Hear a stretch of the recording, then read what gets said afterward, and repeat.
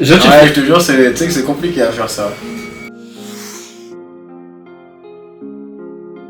Je me présente, Dimitri Solimeis. Dimitri Chakazoulou Solimeis.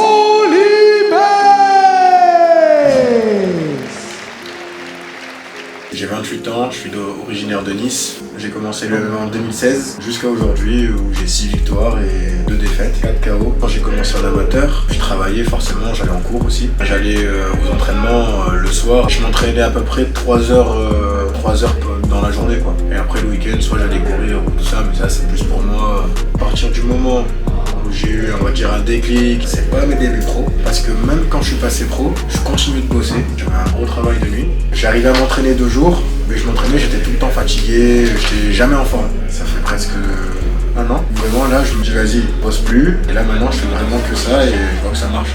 Quand t'arrêtes tout pour faire quelque chose, ça marche. Donc je vois que ça marche et je continue.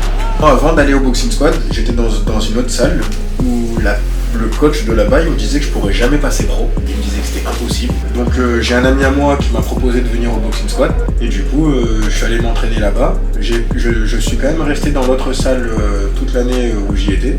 Mais en même temps, j'allais aussi au Boxing Squad. Et après, j'ai fait aussi déjà quelques petites compétitions amateurs. Mes 3 premiers combats amateurs, je les ai perdus. Je fais un championnat national de sambo que je gagne. Il n'y a plus de combat pendant 4-5 mois. C'était la fin de l'année, la fin de saison pour l'autre salle où j'étais et je suis parti, je suis venu au boxing. Alors, je me réveille, je dépose ma fille à l'école, je rentre chez moi, je prends un petit café, je pars à l'entraînement le matin. Le reste de la journée, de temps en temps, j'ai des coachings, ça dépend. Sinon, c'est soit à 14h, je fais la prépa physique ici, ou alors le soir à 16h, je me rentraîne encore une deuxième fois. Mais j'ai minimum 2 entraînements par jour, voire 3 certains jours.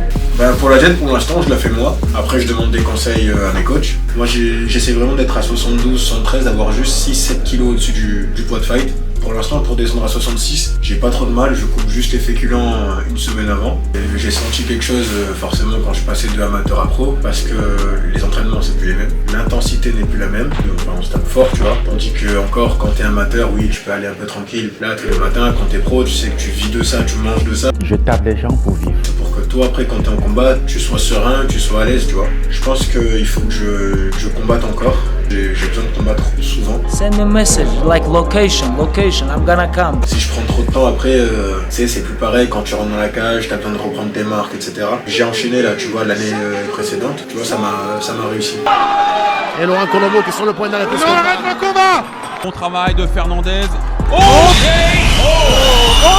Et j'aimerais bien rester dans cette optique là, tu vois. J'ai le même coach depuis que je suis arrivé au boxing, c'est Aldric Cassata. J'ai du mal à comprendre comment vous pouvez faire une demi-heure en m'attendant pour vous échauffer et que je ne voyais pas de gouttes de transpiration sur vos fronts.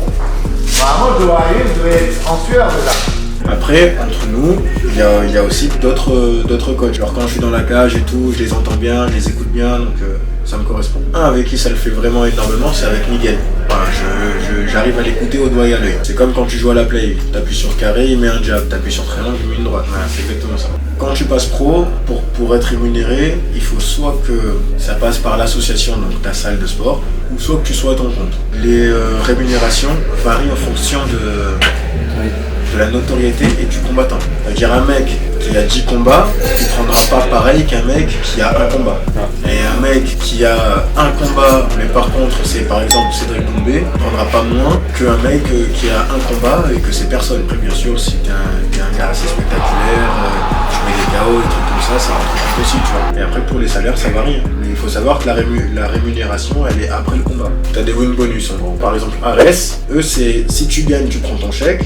Mais si tu mets un KO, une soumission, enfin si tu finis le combat avant la limite, là tu prends le bonus. Au MMA GP, KO ou n'importe quoi, tant que tu gagnes, il te double le salaire. Donc ça dépend vraiment, ça dépend des organes. Après j'ai la chance d'être très bien suivi par l'IM2S à Monaco. Bien sûr avant chaque combat, on a tous des tests à faire. Fond d'œil, test de l'effort, ECG, IRM cérébral. Si c'est bon, le combat est validé. Si c'est pas bon, il y a pas de combat. Sur ça reste quand même assez sécure. Après, c'est vrai que ce que tu dis dans le temps, etc., faut voir aussi la réalité des choses. C'est pas tout le monde qui combat jusqu'à 40, tu vois. Moi perso, j'aime bien le sport et tout. Je pense que ma retraite, si je dois la prendre, ce sera à 35, 36 ans, tu vois. Après, flemme d'aller me battre encore contre des petits jeunes qui ont envie de t'arracher la tête, tu vois. La vérité. Que tu t'entraînes ou pas, 33 ans, ce sera ton pic vraiment où tu seras au top. Et après, plus ça va monter et plus ça va chuter. Je te prends l'exemple de Yoel Romero. Le mec, il a 49 balais, mais t'as vu comment il est taillé? C'est un monstre. Mais le mec, il s'entraîne tous les jours.